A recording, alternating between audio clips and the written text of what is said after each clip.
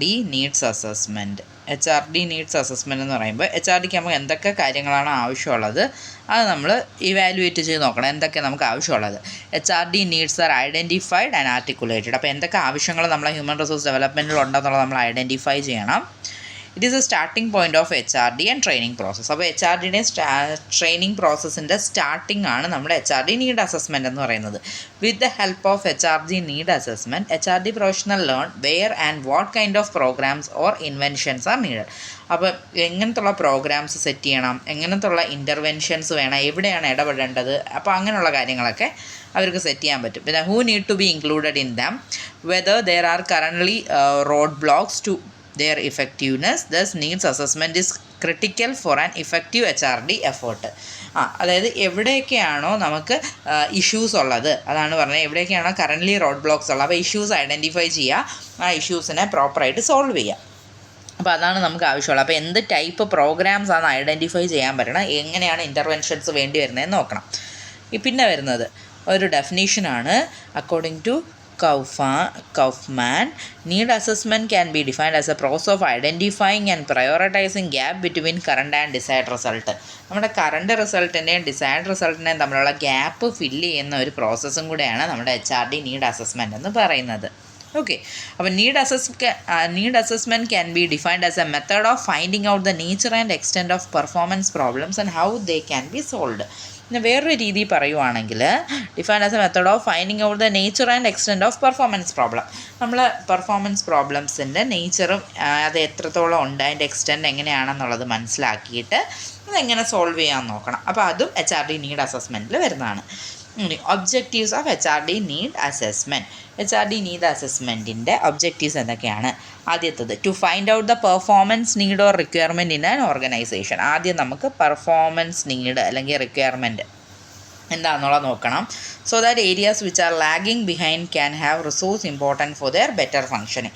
അപ്പോൾ ലാഗുള്ള ഏരിയയിൽ ഏതൊക്കെ ഏരിയ ആണോ ബാക്ക്വേർഡായിട്ട് നിൽക്കുന്നത് അവിടത്തേക്ക് റിസോഴ്സ് അലോക്കേറ്റ് ചെയ്ത് കൊടുക്കാൻ നമുക്ക് പറ്റും. പിന്നെ പറയുന്നത് to enhance effectiveness of the എംപ്ലോയിയുടെ ഇഫക്റ്റീവ്നെസ് എൻഹാൻസ് ചെയ്യാനായിട്ട് പറ്റും. പിന്നെ വരുന്നത് to produce qualitative goods and services. Qualitative ആയിട്ടുള്ള ഗുഡ്സ് ആൻഡ് സർവീസ് നമുക്ക് പ്രൊഡ്യൂസ് ചെയ്യാൻ പറ്റും. പിന്നെ ഉള്ളത് to accomplish the goals and the objectives of the organization. നമ്മുടെ ഓർഗനൈസേഷൻ്റെ ഗോൾസും ഒബ്ജക്റ്റീവ്സും അക്കംപ്ലിഷ് ചെയ്യണം നമുക്ക്. അതിന് നമ്മളെ HRD ഹെൽപ്പ് ചെയ്യും. അതും കഴിഞ്ഞിട്ട്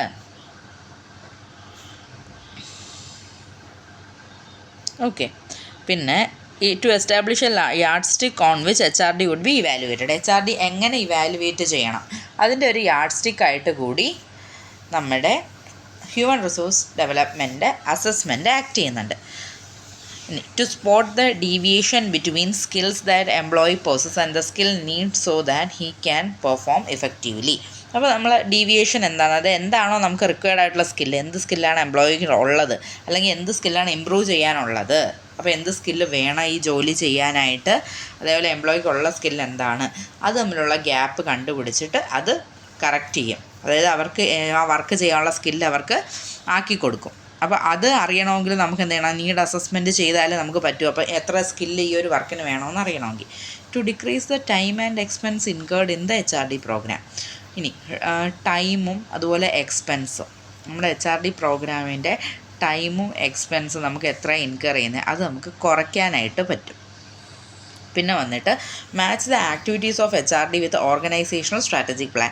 നമ്മുടെ ഓർഗനൈസേഷൻ്റെ ലോങ് ടേം പ്ലാൻ നോക്കിയിട്ട് നമ്മുടെ ഓർഗനൈസേഷൻ്റെ പ്ലാൻ നമുക്ക് പ്രിപ്പയർ ചെയ്യാം. അതായത് ലോങ് ടേം പ്ലാനുമായിട്ട് അലൈൻ ചെയ്ത് പോകുന്ന രീതിയിൽ നമ്മുടെ ഹ്യൂമൻ റിസോഴ്സ് ഡെവലപ്മെൻറ്റ് സ്ട്രാറ്റജീസ് നമുക്ക് സെറ്റ് ചെയ്യാം.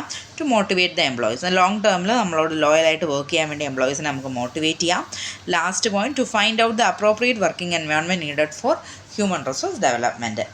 അതായത് അപ്രോപ്രിയേറ്റ് ആയിട്ടുള്ള വർക്കിംഗ് എൻവയോൺമെൻറ്റ്, നമ്മുടെ HRDക്ക് ആവശ്യമായിട്ടുള്ള working environment, proper working environment set ചെയ്യുക എന്നുള്ളതാണ് HRD അസസ്മെൻറ്റിൻ്റെ വേറൊരു ഒബ്ജക്റ്റീവ് എന്ന് പറയുന്നത്. അപ്പോൾ എന്തൊക്കെയാണോ ഹ്യൂമൻ റിസോഴ്സ് ഡെവലപ്മെൻറ്റ് അത്യാവശ്യമായിട്ട് വേണ്ട ആ കാര്യങ്ങളെല്ലാം നമ്മൾ HRD നീഡ് അസസ്മെൻറ്റിൽ ഇൻക്ലൂഡ് ചെയ്തിട്ടുണ്ട്. അതാണ് objectives of HRD need assessment എന്ന് പറഞ്ഞിട്ട് പറഞ്ഞേക്കുന്നത്.